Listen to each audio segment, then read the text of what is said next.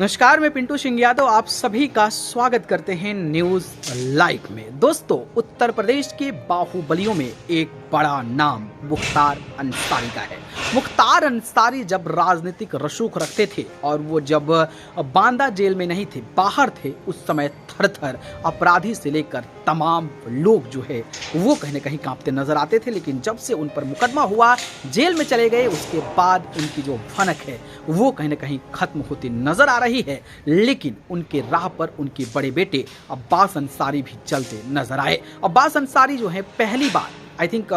दूसरी बार वो चुनाव लड़े थे। पहली बार उन्होंने मऊ सदर विधानसभा सीट से सुभाषपा और सपा के टिकट पर चुनाव लड़ा और ये जो चुनाव लड़ा वो अपने बाप यानी कि मुख्तार अंसारी की विरासत को संभाला और वो जबरदस्त तरीके का जीत दर्ज किए। लेकिन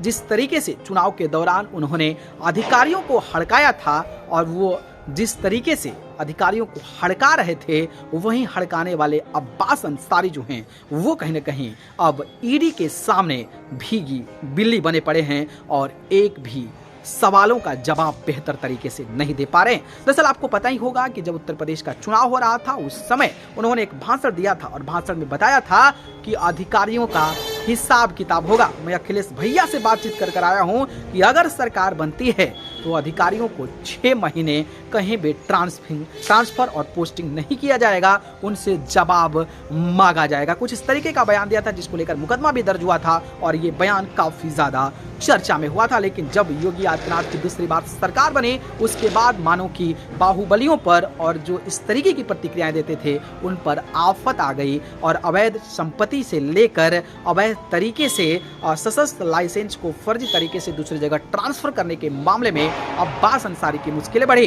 और मुश्किलें इस कदर बढ़ी कि उनको भगोड़ा घोषित कर दिया गया, लुक आउट सर्कुलर नोटिस जारी कर दिया गया और तमाम तरीके की जो धाराएं हैं वो कहीं ना कहीं अब्बास अंसारी पर लगा दी गई। इसके बाद भगोड़ा घोषित होने के बाद सुप्रीम कोर्ट ने राहत दी और उनको 1 महीने तक गिरफ्तार करने के लिए पुलिस वालों को मना कर दिया, जिसके बाद अब्बास अंसारी बाहर आए, मूंछों पर ताव दिए। लेकिन ईडी ने अपने शिकंजा में अब्बास अंसारी को कस लिया और तमाम अवैध संपत्तियों के मामले में और गलत तरीके से पैसे लेन देन के मामले में ईडी लगातार 7 दिन की कस्टडी ले चुकी है और चौथे दिन अब्बास अंसारी से पूछताछ कर रही है, जिसमें ईडी के कई सारे ऐसे कठोर सवाल हैं जिसको कि अब्बास अंसारी जो है वो नहीं बता पा रहे हैं, या फिर यूं कह ले कि अब्बास अंसारी जो चुनाव से पहले दहाड़ते थे, अधिकारियों को धमकाते थे, वो अब ईडी के सामने भीगी बिल्ली बन रखे हैं और एक भी सवालों का जवाब वो बेहतर तरीके से नहीं दे पा रहे हैं, जिसकी वजह से ये पूरे देश में एक चर्चा का विषय बना हुआ है। खैर, इस पर आप आपकी प्रतिक्रिया कमेंट बॉक्स के माध्यम से हमें जरूर दीजिएगा। धन्यवाद।